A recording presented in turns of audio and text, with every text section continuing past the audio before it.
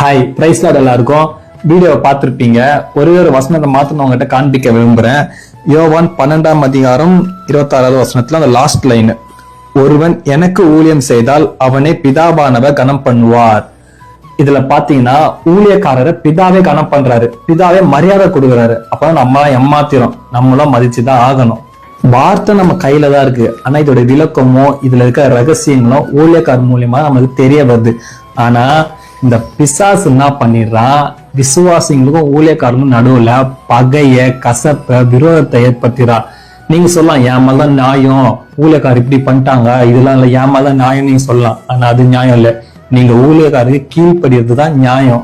நீங்க ஊழியக்காருக்கு விரோதம் ஆயிட்டீங்கன்னா வார்த்தையை கேட்க மாட்டீங்க. வார்த்தையை கேட்கலன்னா நீங்க பரிசுத்தமா வாழ மாட்டீங்க. பரிசுத்தமா வாழலன்னா இவன் கூட சேர்ந்து நரகத்துக்கு போக வேண்டியதுதான். நான் மாதிரி ஸ்கெட்ச் போட்டுக்கிறேன் பாத்தீங்களா?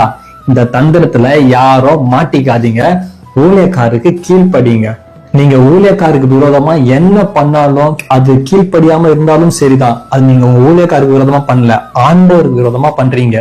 இப்போ ஒரு எக்ஸாம்பிளுக்கு அமேசான் நிறுவனத்தை நீங்க எடுக்கலாம். அமேசான்ல நீங்க ஏதாச்சும் ஒரு பொருளை ஆர்டர் பண்ணிருப்பீங்க. வர்ற பொருள் டேமேஜா வந்திருக்கும். நீங்க யார் மேல பழி போடுவீங்க? அமேசான் மேல தானே பழி போடுவீங்க. ஆனா அதே அமேசான் நிறுவனத்துல பல ஆயிரம் பேர் ஒர்க் பண்றாங்க. அதுல யாரோ ஒருத்தர் பண்ற மிஸ்டேக்ல தான் அந்த